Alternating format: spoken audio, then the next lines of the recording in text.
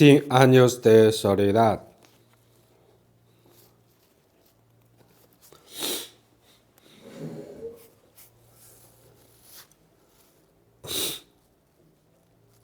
El único sobreviviente fue José Arcadio II. Una noche de febrero se oyeron en la puerta los golpes inconfundibles de las coratas. Aureliano II, que se quería esperando que escampara para salir, les abrió a 6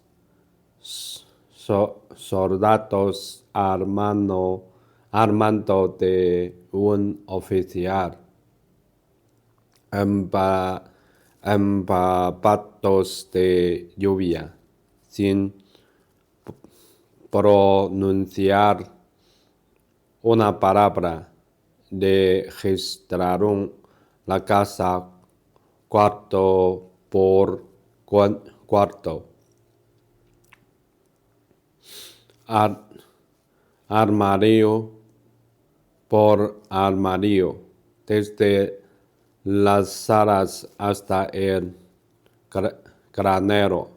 Úrsula despertó cuando encendieron la luz del aposento y no exhaló un suspiro mientras duró la riqueza, pero mantuvo los dedos en cruz, moviéndolos hacia donde los soldados se movían. Santa Sofía de la Piedad alcanzó a prevenir a José Arcadio II, que dormía en el cuarto de Marquiates, pero él comprendió que era demasiado tarde para intentar la fuga, de modo que Santa Sofía de la Piedad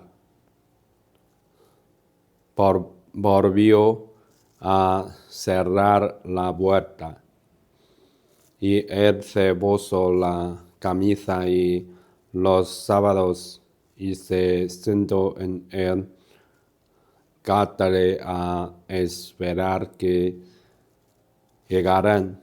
En ese momento estaban requisando el taller de orfebrería. El oficial había hecho abrir el candado y con una rápida pardeta de la linterna había visto el mesón de trabajo y la vidriera con los frascos de ácidos y los instrumentos que se cuían en el mismo lugar en que los dejó su dueño, y pareció comprender que en aquel cuarto no vivía nadie. Sin embargo, le preguntó astutamente a Aureliano II si era platero, y él le explicó que aquel había sido el taller del coronel Aureliano buen día. Aja hizo el oficial y encendió la luz y ordenó una riqueza tan minuciosa que no se les escaparon los 18 pescaditos de oro que se habían quedado sin fundir y que estaban escondidos detrás de los frascos en el jarro de lata. El oficial los examinó uno por uno en el mesón de trabajo y entonces se humanizó por completo. Quisiera llevarme uno, si usted me lo permite, dijo. En un tiempo fueron una clave de su subversión, pero ahora son una reliquia. Era joven, casi un adolescente, sin ningún signo de timidez y con una simpatía natural que no se le había notado hasta entonces. Aureliano II le regaló el pescadito. El oficial se lo guardó en el bolsillo de la camisa con un brillo infantil en los ojos y echó los otros en el tarro para ponerlos donde estaban. Es un recuerdo invaluable, dijo. El coronel Aureliano Buendía fue uno de nuestros más grandes hombres. Sin embargo, el golpe de humanización no modificó su conducta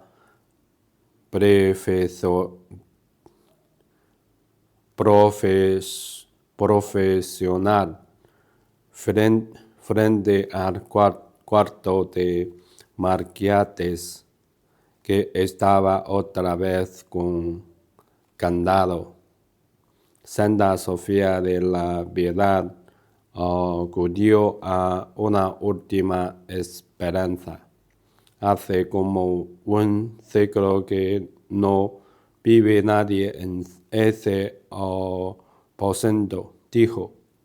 El oficial lo hizo abrir, lo recorrió con el haz de la linterna y Aureliano II y Santa Sofía de la Piedad vieron los ojos árabes de José Arcadio II en el momento en que pasó por su cara la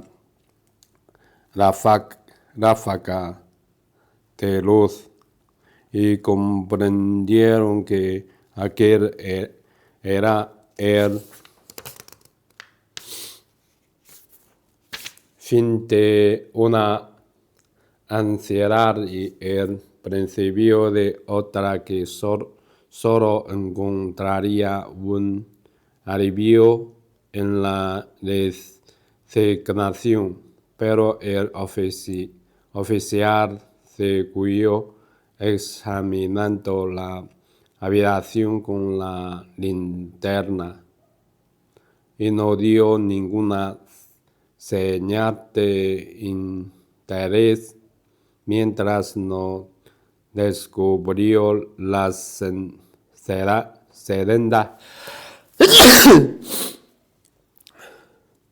72 vacías aperdonadas en los armarios.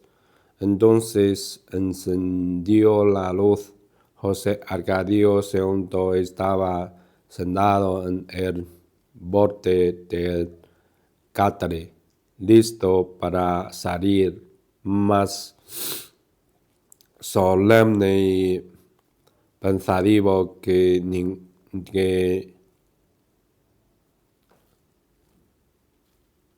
nunca.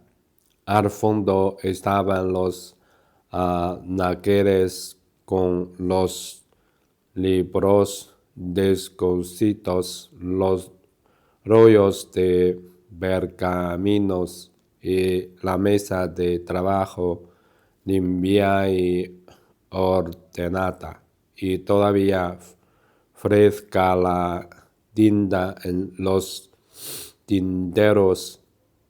Había la misma pureza en el aire, la misma diafanidad, el mismo privilegio contra el polvo y la destrucción que conoció Aureliano II en la infancia, y que solo el coronel Aureliano Buendía pudo percibir, pero el oficial no se interesó sino en las vacías. ¿Cuántas personas viven en esta casa?, preguntó. 5.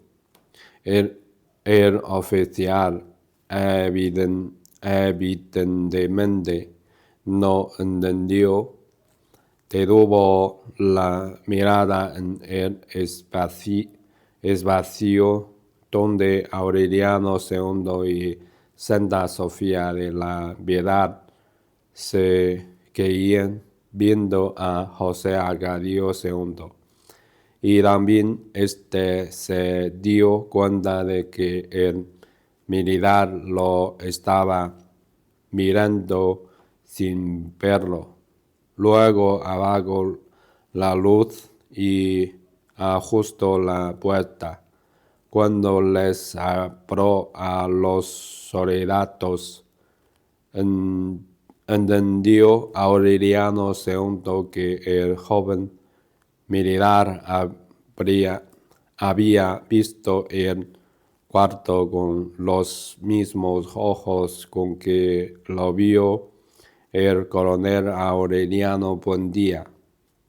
Es verdad que nadie ha estado en ese cuarto por lo menos en un siglo, dijo el oficial a los soldados. Ahí debe haber hasta culebras. Al cerrarse la puerta, José Arcadio II tuvo la certidumbre de que su guerra había terminado. Años antes, el coronel Aureliano Buendía le había hablado de la fascinación de la guerra y había tratado de demostrarla con ejemplos incontables sacados de su propia experiencia. Él le había creído, pero la noche en que los militares lo miraron sin verlo, mientras pensaba en la tensión de los últimos meses, en la miseria de la cárcel, en el pánico de la estación y en el tren cargado de muertos, José Arcadio II llegó a la conclusión de que El coronel Aureliano Buendiano fue más que un farsante o un imbécil. No entendía que hubiera necesitado tantas palabras para explicar lo que se sentía en la cuerda. Si con una sola pasaba miedo en el cuarto de Merquiates, en cambio, protegido por la luz sobrenatural, por el ruido de la lluvia, por la sensación de ser invisible, encontró el rebozo que no tuvo un solo instante de su vida anterior, y el único miedo que persistía era el de que lo enterraran vivo. Se lo contó a Santa Sofía de la Piedad, que le llevaba las comidas diarias, y ella le prometió luchar por estar viva hasta más allá de sus fuerzas, para asegurarse de que lo enterraran muerto, a salvo de todo temor. José Arcadio II se dedicó entonces a repasar muchas veces los pergaminos de Merquiates, y tanto más a gusto cuando menos los entendía, acostumbrado al ruido de la lluvia, que a los 2 meses se convirtió en una forma nueva del silencio. Lo único que perturbaba su soledad eran las entradas y salidas de Santa Sofía de la Piedad. Por eso le suplicó que le dejara la comida en el alféizar de la ventana, y le echara candado a la puerta. El resto de la familia lo porvito, inclusive Fernanda, que no tuvo inconveniente que en dejarlo allí cuando supo que los militares lo habían visto sin conocerlo. A los 6 meses de encierro, en vista de que los militares se habían ido de Magundo, Aureliano II quedó el candado, buscando a quien con quien conversar mientras pasaba la lluvia. Desde que abrió la puerta se sintió agredido por la pestilencia de las vacinías que estaban puestas en el suelo, y todas muchas veces cubatas. José Arcadio II, devorado por la pelambre, indiferente al aire enrarecido por los vapores nauseabundos, seguía lento y lento los pergaminos inteligibles. Estaba iluminado por un resplandor seráfico. Apenas levantó la vista cuando se sintió abrirse la puerta, pero a su hermano le bastó aquella mirada para haberle pedido en ella el destino irreparable del bisabuelo. Eran más de 3,000. Fue todo cuando dijo José Arcadio II. Ahora estoy seguro que eran todos los que estaban en la estación.